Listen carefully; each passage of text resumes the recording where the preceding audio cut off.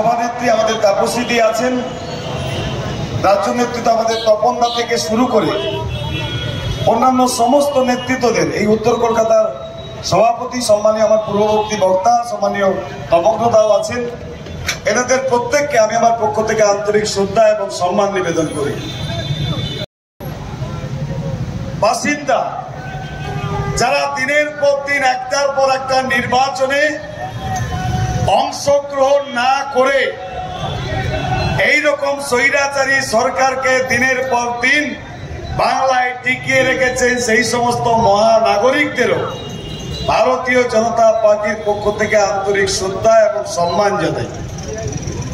Police প্রশাসনের আধিকারিকরা আছেন, সাধারণ মানুষ কম, পুলিশ প্রশাসনের সংখ্যা বেশি।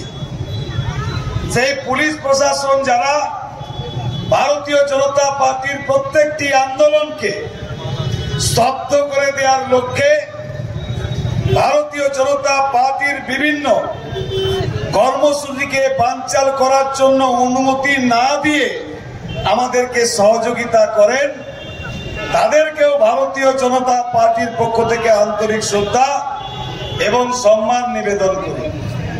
এই এলাকার যারা তৃণমূলের কার্যকর্তারা যারা আছেন, যারা দায়িত্ব নিয়ে মমতা বন্দ্যোপাধ্যায়ের মতো একজন স্বৈরাচারী নেত্রীর যারা সঙ্গ দিচ্ছেন, তারা নিজেরাও বুঝতে পারছেন না যে আপনাদের বাড়ির পরিবেশটা নিজেরাই কতটা খারাপ করছেন। আজকে আর্জি করে যে মা বাবার মেয়েটা সেখানে ধর্ষিতা হয়ে মারা গেছে, আপনার বাড়িতেও কিন্তু ছেলে মেয়ে আছে।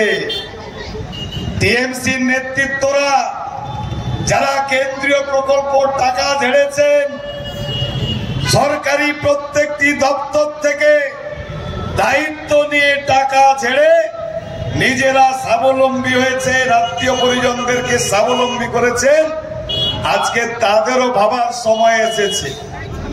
শুধু কলকাতা দূরবর্তী এলাকা থেকে মিছিল করলে হবে না, শুধু মিছিল করে এই ঘটনাকে ধামাচাপা দেওয়া যাবে না।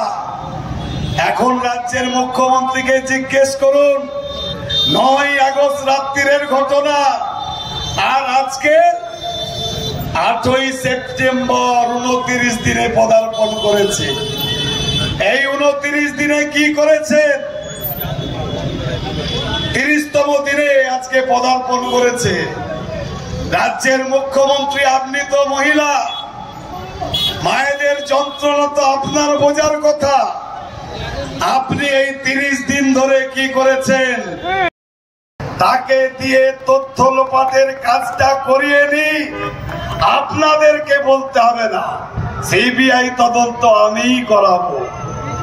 আর এই সময়টা আছে 5 দিনের মধ্যে সিবিআই তদন্ত হাইকোর্টের রায় হয়েছে।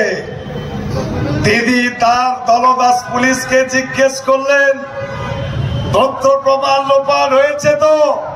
বলে, দিদি চিন্তা করবেন না, এতদিন তো আপনারই পা চেটে চলছি, আপনার দেয়া শেখানো পথে চলছি, চিন্তা করবেন না, সমস্ত কিছু পরিষ্কার হয়ে গেছে।